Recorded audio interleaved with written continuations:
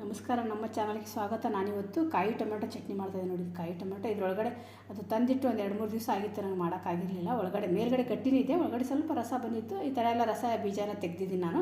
ಕಾಯಿ ಇತ್ತಂದ್ರೆ ನೀನು ತೆಗಿಯೋದೇನು ಬೇಕಾಗಿಲ್ಲ. ಈ ಥರ ಒಂದು 3 ಟೊಮೆಟೊ ತೊಗೊಂಡಿದ್ದೀನಿ, ಚಿಕ್ಕ ಚಿಕ್ಕದಾಗಿರೋದು. ಒಂದು 4-5 ಮೆಣಸಿನ್ಕಾಯಿ ಈ ಥರ ಮುರಿದಿಟ್ಕೊಂಡಿದ್ದೀನಿ. ಒಂದು ಈರುಳ್ಳಿ ಕಟ್ ಮಾಡಿಟ್ಕೊಂಡಿದ್ದೀನಿ ಈ ಥರ ಉದ್ದುದ್ದಾಗಿ. ಇದೊಂದು 5-6 ಎಷ್ಟಷ್ಟು ಬೆಳ್ಳುಳ್ಳಿ ತೊಗೊಂಡಿದ್ದೀನಿ. ಇದೆಲ್ಲ ಸೇರಿ ಹುರ್ಕೊಳ್ಳೋಣ ಇವಾಗ ಇದಕ್ಕೆ ಹಾಕಿ.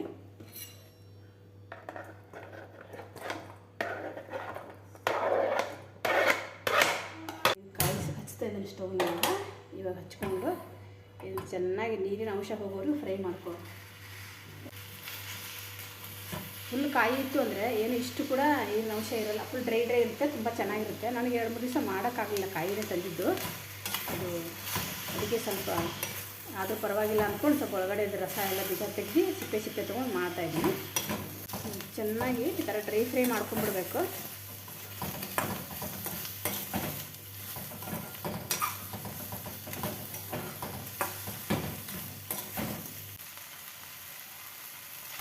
ಎಲ್ಲ ಡ್ರೈ ಆಯ್ತು. ಇವಾಗ ಸ್ವಲ್ಪ ಹಣ್ಣಾಗಿರೋದ್ರಿಂದ ಸ್ವಲ್ಪ ಟೈಮ್ ತೊಗೊಳ್ತು ರಸ ಎಲ್ಲ ಇಂಗೋದಕ್ಕೆ. ನಾನು ರಸ ತೆಗ್ದೀನಿ, ಆದರೂ ಕೂಡ ಕಾಯಿ ಇತ್ತು ಅಂದರೆ ಇಷ್ಟೊಂದೇನು ಮಾಡೋದು ಬೇಕಾಗಿಲ್ಲ, ಜಲ್ದಿನೇ ಹಾಕ್ಬಿಡುತ್ತೆ. ಇವಾಗ ಇದಕ್ಕೆ ಎಣ್ಣೆ ಹಾಕೋಣ. ಇವಾಗ ಇದಕ್ಕೆ ಸ್ವಲ್ಪ ಒಂದು 2-3 ಟೇಬಲ್ ಸ್ಪೂನಷ್ಟು ಎಣ್ಣೆ, ಜಾಸ್ತಿ ಬೇಕು ಹುರಿಯೋಕ್ಕೆ. ಒಂದು 2-3 ಟೇಬಲ್ ಚಿಕ್ಕದಾಗಿರೋ 3 ಟೊಮೆಟೊ ತೊಗೊಂಡಿದ್ದೀನಿ ನೋಡಿ ಹಾಕ್ಕೊಳ್ಳಿ. ಒಂದು ಅಂದಾಜು ಮೇಲೆ ಒಂದು 2 ಟೇಬಲ್ ಸ್ಪೂನಷ್ಟು ಹಾಕಿದ್ದೀನಿ ನಾನು.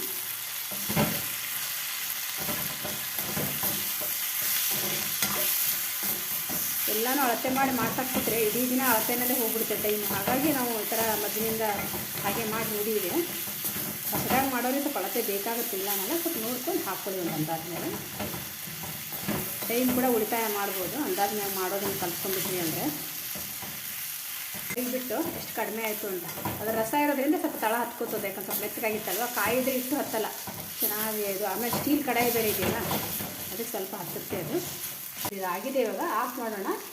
ಇದು ಆರೋವರೆಗೂ ಹಾಗೆ ಬಿಟ್ಬಿಡ್ತೀನಿ. 4 ಇಲಿ ಕರಿಬೇವು ಹಾಕ್ತಾಯಿದ್ದೀನಿ. ಸ್ವಲ್ಪ ಡ್ರೈ ಆಗಿದೆ, ಪೂರ ಹಸಿನೂ ಇಲ್ಲ, ಪೂರ ಒಣಗಿದ್ದು ಇಲ್ಲ. ಕೊತ್ತಂಬರಿ ಸೊಪ್ಪು ಸ್ವಲ್ಪ ಹಾಕ್ತಾಯಿದ್ದೀನಿ. ಎಲ್ಲ ಆರ್ಕೊಂಡಿದೆ. ಇವಾಗ ಮಿಕ್ಸಿ ಹಾಕೊಳ್ಳೋಣ. ಬಿಸಿದಾಗ ಹಾಕ್ಬಿಟ್ರೆ ಅದು ಫುಲ್ ನೀರು ಬಿಟ್ಕೊಂಡ್ಬಿಡುತ್ತೆ. ಅದಕ್ಕೆ ಅಂತ ಈ ಮಿಕ್ಸಿ ಜಾರಿಗೆ ಹಾಕ್ಕೋತಾ ಇದ್ದೀನಿ. ರುಚಿಗೆ ತಕ್ಕಷ್ಟು ಉಪ್ಪು ಹಾಕೋಣ. ಇದು ಸ್ವಲ್ಪ ಹುಳಿ ಜಾಸ್ತಿ ಇರೋದ್ರಿಂದ ಸ್ವಲ್ಪ ಉಪ್ಪು ಎಕ್ಸ್ಟ್ರಾ ಬೇಕಾಗುತ್ತೆ. ಹುಳಿ ಇದ್ದರೆ ಸ್ವಲ್ಪ ಉಪ್ಪು ಹಾಕೋತೀವಿ ಜಾಸ್ತಿನ. ಇದಕ್ಕೆ ಜೀರಿಗೆ ಒಂದು ಅರ್ಧ ಟೇಬಲ್ ಸ್ಪೂನಷ್ಟು ಇನ್ನೊಂದು ಸ್ವಲ್ಪ ಹಾಕೋತೀನಿ. ಜೀರಿಗೆ ಹಾಕೋದಷ್ಟು ಚೆನ್ನಾಗಿರುತ್ತೆ ನೋಡಿ. ಇದು ಕಡಲೆ ಬೀಜ ಹುರಿದು ಸಿಪ್ಪೆ ತೆಗೆದು ಇಟ್ಕೊಂಡಿರೋವಂಥದ್ದು. ಇದು ಒಂದು ಸ್ವಲ್ಪ ಹಾಕ್ತಾಯಿದ್ದೀನಿ, ಒಂದು 2 ಹಿಡಿಯಷ್ಟು. ನೀವು ಎಷ್ಟು ಟೊಮೆಟೊ ತೊಗೊಂಡಿರ್ತೀವಿ ಇಷ್ಟೇ ಹಾಕಬೇಕು ಅಂತ ಏನಿಲ್ಲ, ಸುಮ್ಮನೆ ರುಚಿಗೆ ತಕ್ಕಷ್ಟು ಹಾಕ್ಕೊಳ್ಳೋದು.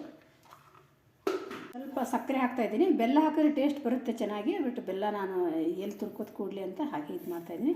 ಸ್ವಲ್ಪ ಸಕ್ಕರೆ ಇದಕ್ಕೆ ಜಾಸ್ತಿ ಬೇಕಾಗುತ್ತೆ ಹುಳಿ ಇರೋದ್ರಿಂದ. ಟೊಮೆಟೊ ನೀವು ಕಡಿಮೆ ಬೇಕು ಕಡಿಮೆ ಕೂಡ ಹಾಕ್ಕೊಳ್ಳಿ. ನಾನು ಸ್ವಲ್ಪ ಜಾಸ್ತಿ ಹಾಕಿದ್ದೀನಿ.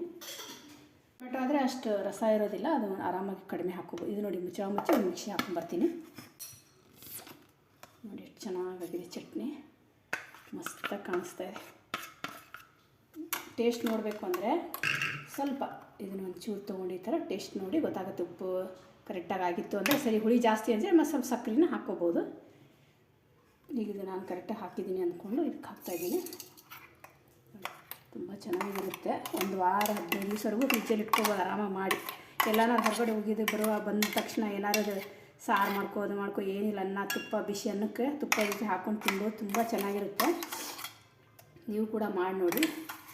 ಇಷ್ಟ ಆದರೆ ಅಲ್ಲಿ ದಯವಿಟ್ಟು ಸಬ್ಸ್ಕ್ರೈಬ್ ಮಾಡ್ಕೊಳ್ಳಿ, ಲೈಕ್ ಮಾಡಿ, ಶೇರ್ ಮಾಡಿ. ಕಾಯಿ ಟೊಮೆಟೊ ಚಟ್ನಿ ರೆಡಿಯಾಗಿದೆ. ನಿಮಗೆ ಇಷ್ಟ ಆದರೆ ನೀವು ಕೂಡ ಮಾಡಿ. ನಮಸ್ಕಾರ.